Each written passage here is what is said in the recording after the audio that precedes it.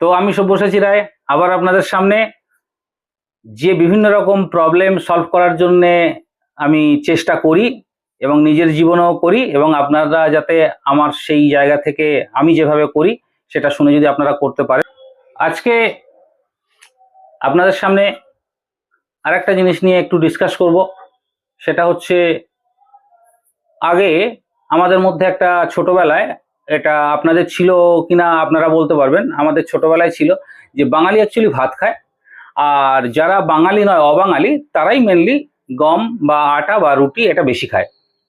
তো যাই হোক, আজকে আমরা বাঙালিরাও হ্যাবিটেড হয়ে গেছি, আমরা মানে হ্যাবিচুয়েটেড হয়ে গেছি, অভ্যস্ত হয়ে গেছি যে আমরাও কিন্তু এখন প্রায় সব বাঙালি বললে মনে হয় খুব একটা ভুল হবে না যে একবেলা ভাত একবেলা রুটি খায়। এবং আমাদের সুগার যখন হয় তখন কিন্তু মানে হাই ব্লাড সুগার বা হাই ব্লাড গ্লুকোজ যখন কোনো মানুষের ধরা পড়ে তখন কিন্তু ভাতের চেয়ে রুটির দিকে মানে একটা ট্র্যাডিশন হয়ে গেছে যে রুটি খাওয়া ভাতের চেয়ে ভালো, বা সুগার কন্ট্রোলের পক্ষে রুটি খাওয়া অনেকটা ভালো। কিন্তু এটা সম্পূর্ণ মিথ, এর মধ্যে কোনো সাইন্টিফিক ট্রু নেই। তার কারণ হচ্ছে, তুলনামূলক যদি আলোচনা করি তাহলে মূল যে জিনিসটা আমাদের সুগার হওয়াতে মেনলি সাহায্য করে সেটা কিন্তু কার্বোহাইড্রেট বা গ্লুকোজ যতটা না করে, তার চেয়ে আমাদের শরীরে যে গ্লুকোজ রিসেপ্টর আছে, আমি আগের ভিডিওগুলোতে বলেছি দেখে নেবেন গ্লুকোজ রিসেপ্টর। এই গ্লুকোজ রিসেপ্টরগুলো অ্যাকচুয়ালি ব্লক হওয়ার জন্য গ্লুকোজ রিসিভিংটা ভালো হয় না, তার জন্য কিন্তু অ্যাকচুয়ালি আমাদের ব্লাড গ্লুকোজটা হাই হয়। তো এই গ্লুকোজ রিসেপ্টরগুলো ব্লক করার জন্য যেমন ট্রান্সফ্যাট দায়ী, তার সঙ্গে কিন্তু আরেকটা জিনিস দায়ী, সেটা হচ্ছে গ্লুটেন। এই গ্লু কথাটা শুনলেই বুঝতে পারছেন যে একটা আঠা। যেমন আমরা যদি আতপ চাল বা আমরা যে খাবার সিদ্ধ চালও যেটা খাই, সেটা যখন আমরা রান্না করার পরে ওই যে ফ্যানটা ফেলে দিই, ওটাও কিন্তু একটা গাম, একটা আঠা। যদি আমরা ওটা না ফেলি, ওর যে আঠালো যে অংশটা, অর্থাৎ ওইটাই কিন্তু আমাদের শরীরে গিয়ে ওই গ্লুকোজ রিসেপ্টরগুলোকে ডিস্টার্ব করে।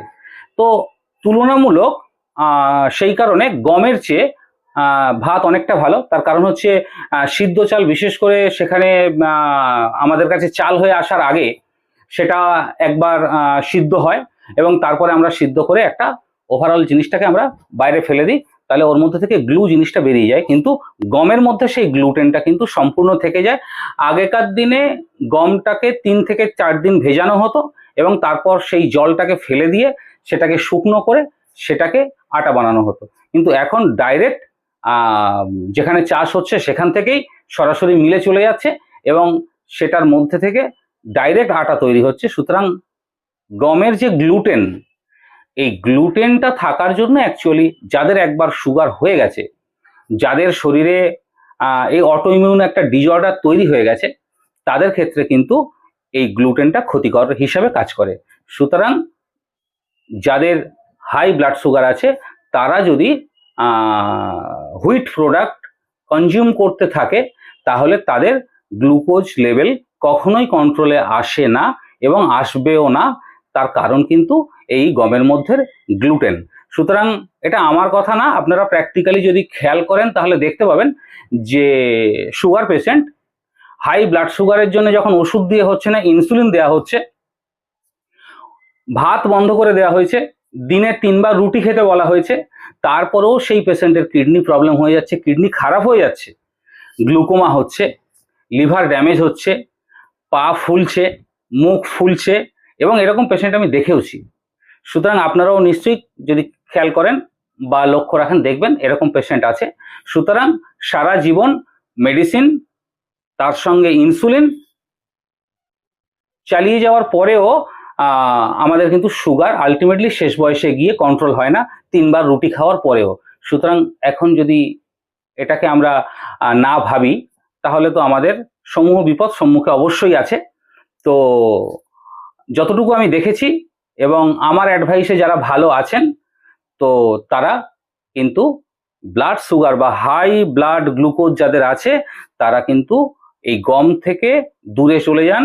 গমের তৈরি কোনো প্রোডাক্ট যদি কনজিউম না করেন, এবং তার সঙ্গে আমি ছোট্ট করে বলি অন্য ভিডিওতে বলা আছে, এবং মিল্ক প্রোডাক্ট, আর পার্টিকুলারলি চিনি তো খানই না। তো এই 3টে জিনিস মেনলি অ্যাভয়েড করুন, এবং ট্রান্স ফ্যাট সুগারের বা হাই ব্লাড সুগার হওয়ার কিন্তু মূল কারণ ট্রান্স ফ্যাট যুক্ত খাবার অ্যাভয়েড করুন। তাহলে দেখবেন যে আপনার গ্লুকোজ লেভেল কিন্তু ধীরে ধীরে কম হতে শুরু করেছে এবং আপনার ওষুধের যে ডোজ বা ওষুধের যে মাত্রা সেটা কিন্তু ধীরে ধীরে কম হতে চলেছে এবং ধীরে ধীরে আপনি অনেকটা সুস্থতার পথে এগিয়ে যাবেন। ধন্যবাদ।